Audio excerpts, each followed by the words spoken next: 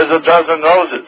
But the women, they like the diamonds. They like the fillets. So we give them the diamonds and the fillets, and we make an appointment with them, and we have sex with them, and sometimes we marry them. It doesn't matter, because when we want a divorce, we just go to one of our fellow Jew judges and get the divorce.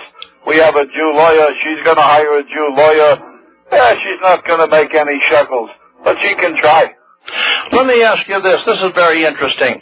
This war in Iraq that took place after the alleged towers of 2001, September 11, 2001, this alleged war, it got very interesting. There were really no Jews in them towers. Can you explain that?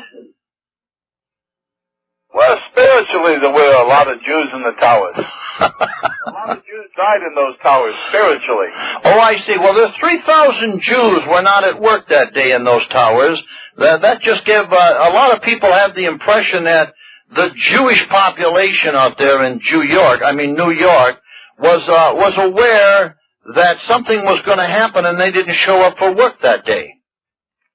Yeah, we got a call from the Kahilla that Ariel and some of the boys in the Mossad, they got together and they wired up the buildings and they took them down.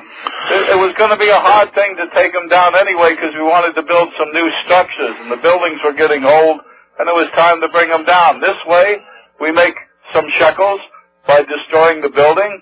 Old Silverman, who's a good friend of mine there, Larry, he got a twofer.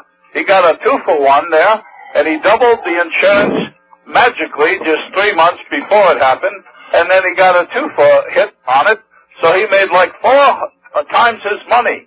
I should have been in on the deal. He asked me, but I said, I don't know, let me think about it.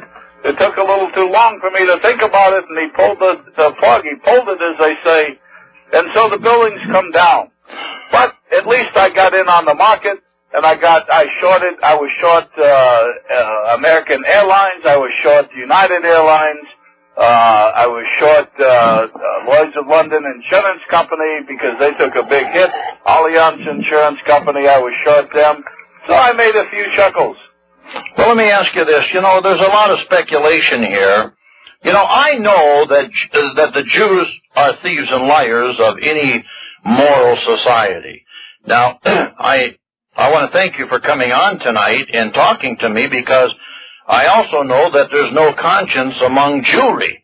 And Rabbi Finkelstein, it doesn't matter what I say to you, it's going to bounce off you like water off a duck's back, right? Well, Jews always feel guilt. We've always felt the guilt. We have a conscience. The only conscience you have is when you can't steal all the money from anyone or any country. Well, you're hitting a little close to home, but you're correct. Now, on a lot of food labels, there's a U and a K. And this U and K on all food labels, for example, that are sold in supermarkets, etc., is this a Jewish tax that is paid to, rabbis like you all over the United States? Is that another con job at the expense of the goyim, the masses who purchase the product? Well, I didn't get in on that one, but yeah, it's a lot of other rabbi groups. They tax the food, and you could call it a tax. You're entitled to make money where you can make money. If nobody stops you, you make the money. And but the goyim, they're the cattle. The white race out there, they're the goyim, they're the cattle. And so if we want to make money off of feeding our cattle, who's to say that that's wrong?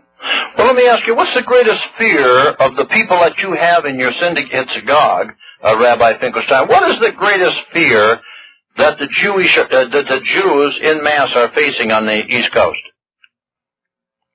Well, the worst thing is if we hang around. Our old buddy up there in the Federal Reserve, Allen, he's going to pull the plug on this U.S. dollar. And we want to make sure that we're into Swiss francs or into euros or Japanese yen or something before that happens. We'll get the call from the Kahilla. We're liquidating now, little by little. A couple of other goyim that they're good, bought and paid for Shabbos goy.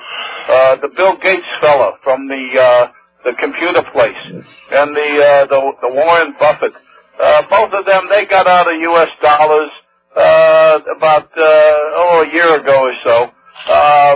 We told them, to liquidate, and but we're still hanging on there. So we made a little extra interest since they were out of the market. They got a lot of shekels themselves. I see where you Jews have finally taken over the National Rifle Association. A Jewess by the name of Sandra Froman is now president of the National Rifle Association.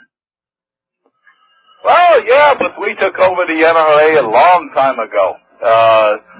Charlton Heston, it's not known so much, but yeah, he's a nice Jewish boy. We let him play Moses in the movies back in the 50s.